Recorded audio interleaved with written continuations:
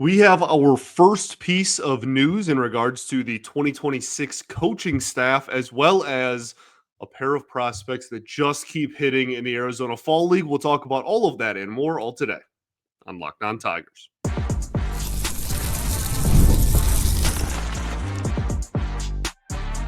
You are Locked On Tigers, your daily Detroit Tigers podcast. Part of the Locked On Podcast Network, your team every day.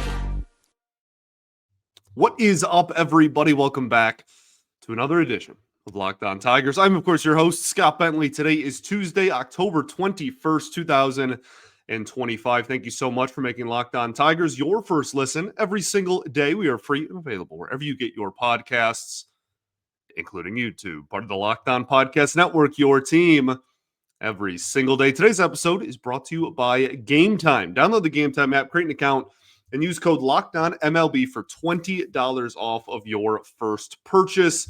Welcome in. Welcome all, everybody. We are here on a fabulous Tuesday. Hopefully it's fabulous. I'm recording this on Monday night, so maybe it's a terrible Tuesday. Some alliteration there. Bang. We have some news, not any groundbreaking, earth-shattering news, but news no less in regards to the Tigers 2026 coaching staff that we are slowly learning more about kind of every couple of days. From 2024 to 2025, the Tigers retained all of their coaches. They had the exact same coaching staff from one year to the next. That is not going to be the case this season, as it has already been announced that Anthony Iapoce will not be returning as the Tigers' first base coach in 2026. We also have some Arizona Fall League updates, and we are going to start our player, our whatever we call it, 2025 player review series. And we're going to start off on a positive note here and talk some Dillong Dingler. So let's start off with this coaching staff. First off, there isn't anything out there right now about who will replace Anthony Iapoce in the position of first base coach for the Tigers in 2026. I will be honest with you, this one surprises me a little bit. So he managed the Mud Hens a couple of years ago, and when there was an opening at the major league level, Hinch and co, kind of jumped at the opportunity to add him and promote, I guess, in quotes, from the AAA level to the major league level. He also was a hitting coach for a long time before joining the Detroit Tigers organization. Evan Petzold wrote a great piece actually about this update and kind of situation as we know it right now, and kind of Iapoce's role in the organization. Hinch was really big on bringing him up after he managed the Mud Hens a few years ago, because I don't know this for a fact, but there are some quotes from, again, in this piece that Petzold wrote. I feel as though he was probably brought up to make the transition from minor leagues to major leagues a little bit smoother, maybe, especially for an era that, 2 seasons ago-ish would have been, when a lot of those guys were being promoted, right? Parker Meadows, Colt Keith, right? I mean, even like Dillong Dingler, obviously last season. There's a lot of guys that were moving through the system, not quickly per se, but that were being promoted from teams that he had managed or coached on before. And a lot of players were going to be called up from those teams. And so now I feel like maybe a lot of those guys are like established major leaguers, or they're just gone and not a part of the organization anymore. And maybe the staff and Hinch and Harris, like in their mind, they want to go after a coach that maybe is a little more focused on the talent that they do already like have and established and have at the major league level. I don't know. That is me completely spitballing. That's not like information I know. That's not a report. That's not me reporting news. That is just me spitballing on a situation that I know nothing about. So maybe it's nothing at all to do with that. But I mean, obviously, I'm not in the locker room. I have no idea what value he brings as a coach. But as I said, I was kind of surprised by this one. He rose up very quickly through the system. He has major league experience as a hitting coach and, offensive coordinator stuff with other organizations. And yeah, I wish him the best going forward. If I was looking at the Tigers coaching staff and I was trying to figure out which guys might return and which guys wouldn't, Iapoce wouldn't have been, the number one candidate in my head for guys that definitely won't be returning. So we'll see what happens there.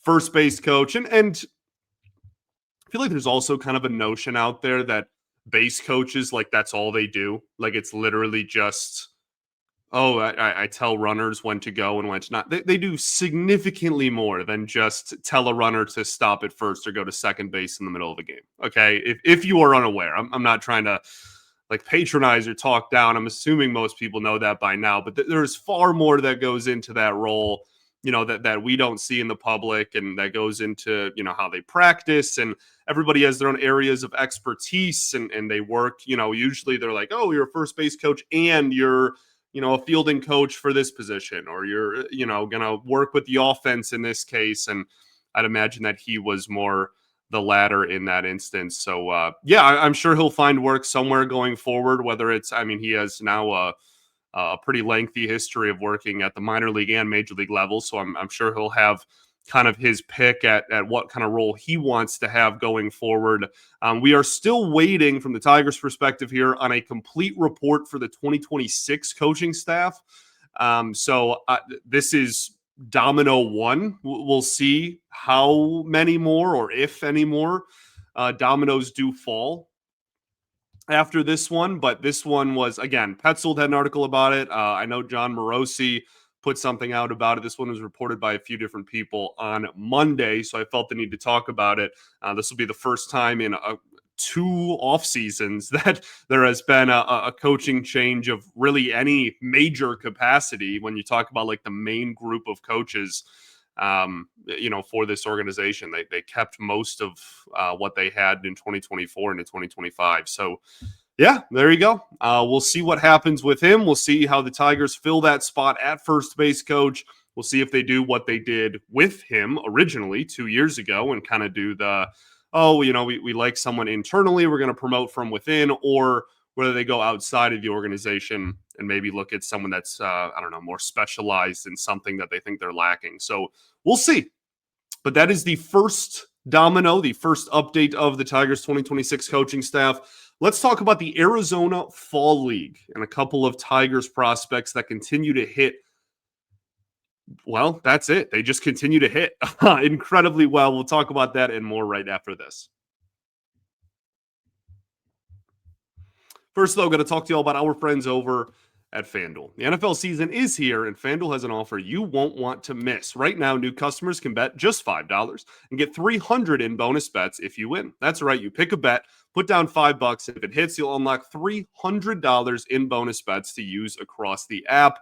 There's so many great features at FanDuel. I love how it gives me so many ways to play. I've built parlays, I've tried player props, and even followed the live lines during games. It makes watching football way more exciting when you've got a little bit of something riding on the action. So whether you're a casual fan or love diving into the stats, FanDuel has the game day experience for you to make it so much better. So what are you waiting for? Visit FanDuel.com to download the FanDuel app today and get started. Also got to talk to y'all about our friends over at Monarch Money.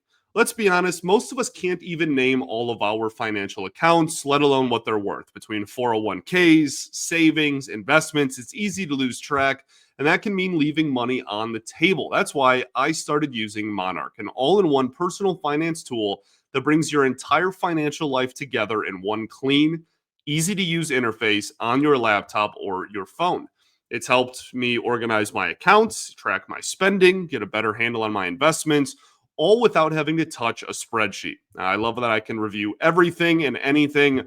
It's even great for if you're sharing accounts with a partner. You can see all your shared goals and make better financial decisions together. So don't let this financial opportunity slip through the cracks. Use code LOCKEDONMLB at monarch.com for 50% off of your first year. That's monarch.com, code LOCKEDONMLB for half off of your first year. All right, everybody, welcome back here. Segment 2, Locked On Tigers. Appreciate y'all for tuning in, as always, making us your first listen every single day. Shout out to the everydayers that do tune in every day, and we will, of course, be back tomorrow as we keep the offseason train rolling here for the Detroit Tigers. I'm recording this before Game 7, by the way, of the ALCS, so I'm really pumped to watch that, watch some Lions. Going to be an enjoyable Monday night, hopefully. I say that again before knowing the result of any of those games. So we'll see. Let's talk about some amazing results we have seen from the Arizona Fall League. That's a great transition right there. You got to admit. Max Anderson has been the talk of the town, continues to be the talk of the town. Okay. He hit another home run a couple of days ago, and he has absolutely dominated at the plate in the AFL. I believe he has the second highest OPS in the entire league, and his OPS is over 2,000, by the way. Now, this is in like 5, 6, 7 games, 6 games. So small sample size. Obviously, he's not going to have an OPS over 2,000 over, like a month or two sample size or whatever, but he has gotten off to an incredible start. And yeah, like I said, hit another home run a couple of days ago. I am interested in watching him defensively as well, and have watched him defensively in the AFL. We talked about this when the Tigers announced they were sending him to the league.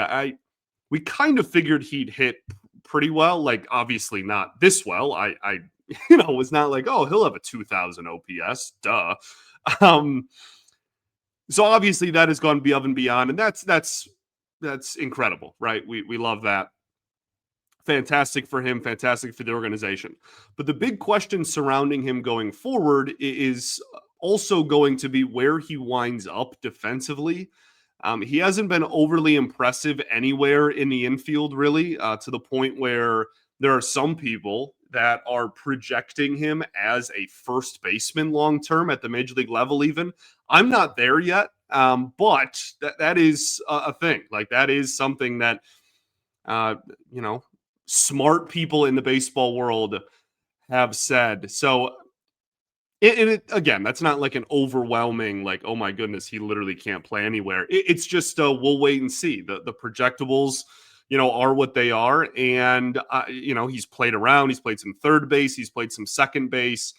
I would love to see offensive numbers that are obviously really good. That goes without saying, while also pairing that with some solid reports of like, hey, his defense looks a lot better. Things that I see, like, hey, wow, he looks like he's taking some strides at second or third base or whatnot. And I'd imagine he will continue to get opportunities kind of all around the diamond in that regard. So it's awesome either way. He's mashing. That's great. I'm not trying to be like, negative Nelly. That's just trying to point out whatever.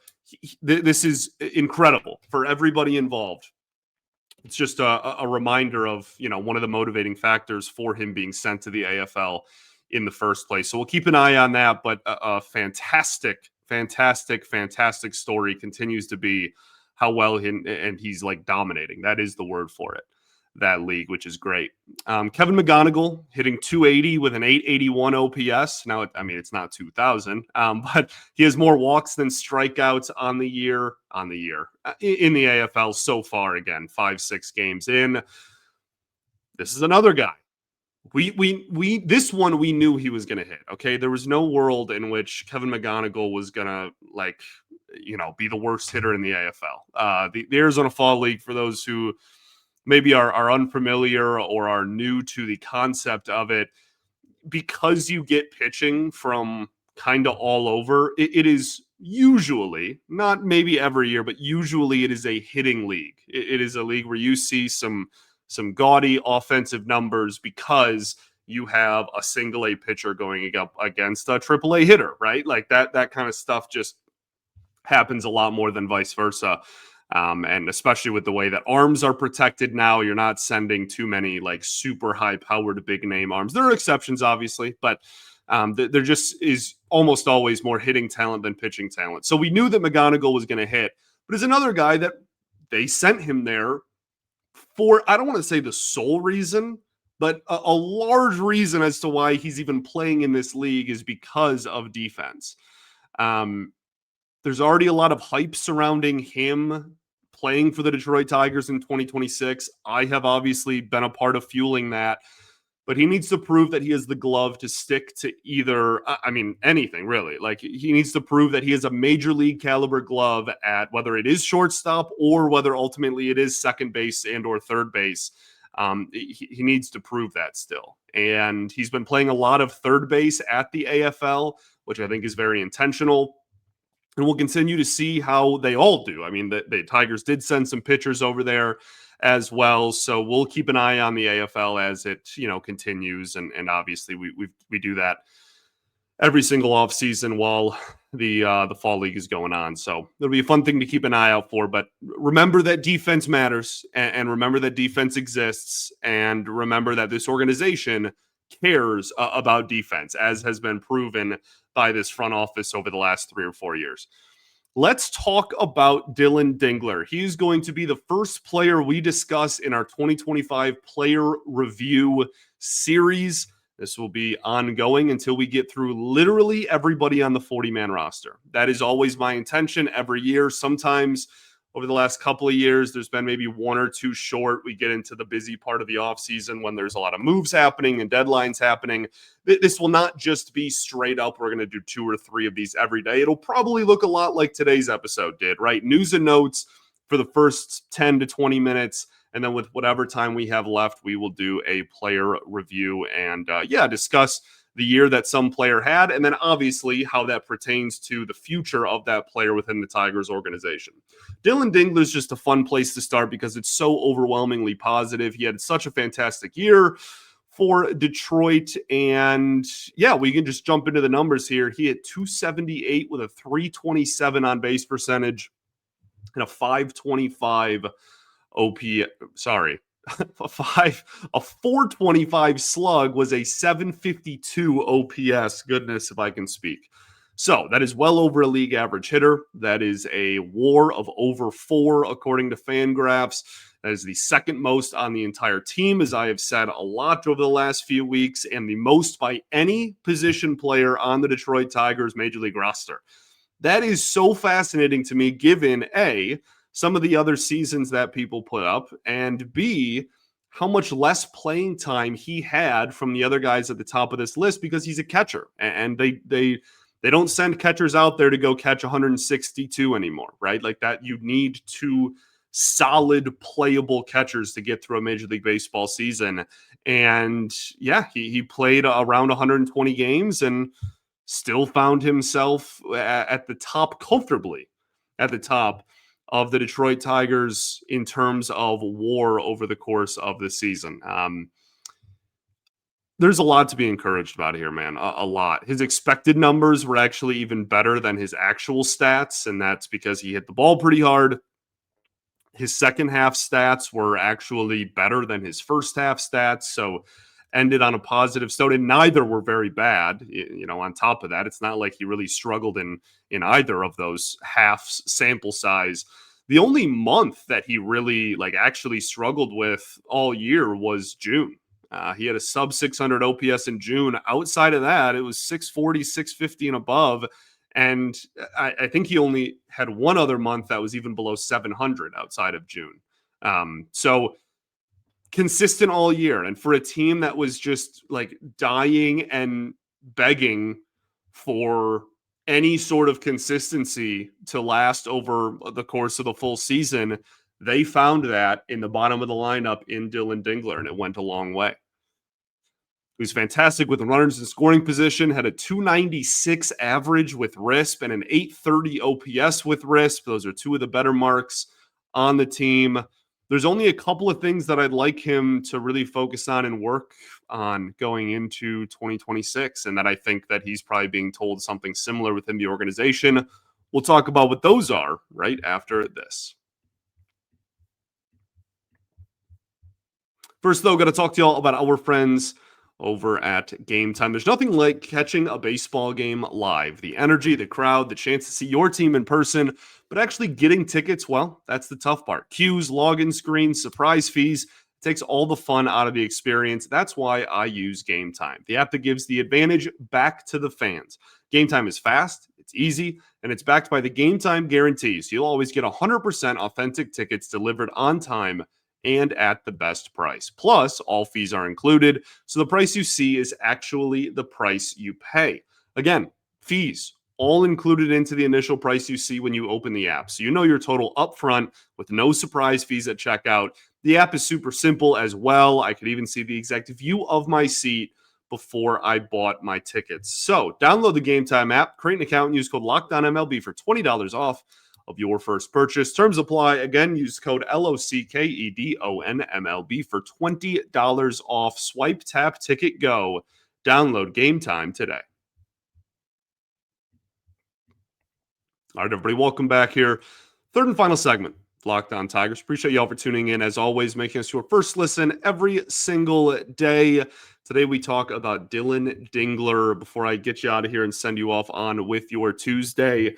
The only thing that I would like to see him improve on going forward at the plate are patience, which is very broad, and then success against breaking balls, which I think is a little bit more specific and probably goes a little bit of hand in hand with that. And I'll explain why here in a second. So his walk rate was 4.9% this year. He didn't strike out a lot, which is good. He had right around a league average K rate of just barely over league average. But his walk rate was astronomically low. We're talking about one of the lowest among qualified hitters in baseball. But the reason that he's hitting 280 with only, I say in quotes, a 750 OPS is because there's still a decent amount of uncompetitive contact mixed in there, right? Lazy fly balls, rolled over grounders, etc. If he's even walking at a league average clip, okay, even slightly below, but like if we're even at like a 7 to 8% walk rate, you're talking about a guy whose on-base percentage could go up until like the 340 or even 350 range, and he could pretty easily achieve an 800 OPS with zero change to pretty much anything else. Pitchers will make adjustments, and he's going to have to learn how to spit on some of those pitches because they data is everywhere, and pitchers are smart, and they are going to learn that. They already kind of have, and he had to make adjustments in the second half of the season. A lot of what I'm saying will get corrected with him addressing his lack of success against breaking balls. It's the only pitch he didn't hit very well this year are curveballs and sweepers. He hit fastballs really well. He hit changeups really, really well. But just had little to no success against the breaking ball. And not only just like when the ball was in play, he didn't have success. He swung and missed at a really high clip against both of those. I believe the sweeper was like 40% whiff rate, which is very, very high. So I think that both of those things are also either loosely or heavily tied with a lack of success against right-handed pitching. His OPS against righties was 680. Now, I say a lack of success. That's only like a league average OPS this year was in the low 700s. So like a 680 OPS isn't terrible, right? That's okay. You have a elite defensive catcher that's slightly below average if a righty is on the mound for the other team. Not the end of the world, okay? There are far worse things out there from a guy who's usually hitting somewhere in the 6 through 9 hole. His OPS against lefties was 960. Unbelievable. And again, why is that the case? A lot of it has to do with breaking balls. Lefties, for the most part, aren't going to throw consistent breaking balls to righties. Okay. Usually breaking balls are not always, there's obviously exceptions, but reserved for, lefty and righty matchups. So he doesn't do well against breaking balls. Okay. Righties are going to throw that a lot. They also know that they can kind of force feed it low and away, and he's going to pop out or roll over. He's going to make contact, but it's probably not going to be super competitive contact as long as it's, they hit their spot and it's out of the strike zone. So I think that is those all, if you can be more competitive against breaking balls, you kind of can help address all of those things. He will spit on the breaking ball low and away, which will make him walk more, which will make him better against right-handed pitching. I think those are all somewhat correlated to, again, whatever extent you believe. Defensively, masterclass. He was a Gold Glove finalist. He was elite at blocking. He was elite at pitch framing. Also great at catching runners, stealing, just all around fantastic. He did everything really well. And I mean, legitimately already is among some of the, like one of the best defenders in the American League, like as far as catching goes. I genuinely believe that. And that's, again, why he's a Gold Glove finalist here. So we'll figure out whether he wins that in the coming weeks. Yeah, I mean, really, to put a bow on this and get you out of here, like ultimately, this is one of the biggest success stories of the 2025 season. He will obviously be back in 2026. There's really nothing to talk about in terms of future role with the team. He'll be back next year, and he'll be the starting catcher net going into camp. Based on preseason expectations in 2025, this is one of the most like exceeded expectation guys on the roster, if you will. I mean, you got to remember, in half a season last year, his offensive stats were horrible. I mean, barely had an OPS above 500. Like, were legitimately terrible. And now this year has turned himself into an all-star caliber player. And he has, 4.5, 5 years of control left. This is just a major win, a fantastic season, an A-plus letter grade Dillong Dingler would get for the 2025 campaign, and hopefully he can carry that into 2026. Now the conversation is Jake Rogers your backup, or do you go a different direction? But starting catcher is pretty set in stone, maybe more so than, almost any other position on the team. So tip of the cap to Dillong Dingler. Thanks for making Locked On Tigers your first listen every single day. Shout out to the everydayers that do tune in every day. And we will, of course, be back tomorrow as we continue our off-season conversations. Again, we'll throw one or two of these kind of breakdowns into every episode, but obviously every day we'll still talk about whatever news and notes are surrounding the organization on that given day and news cycle. So appreciate you all greatly. Peace and love. Going to therapy's dope. And I will catch you all tomorrow, baby. Go Tigers.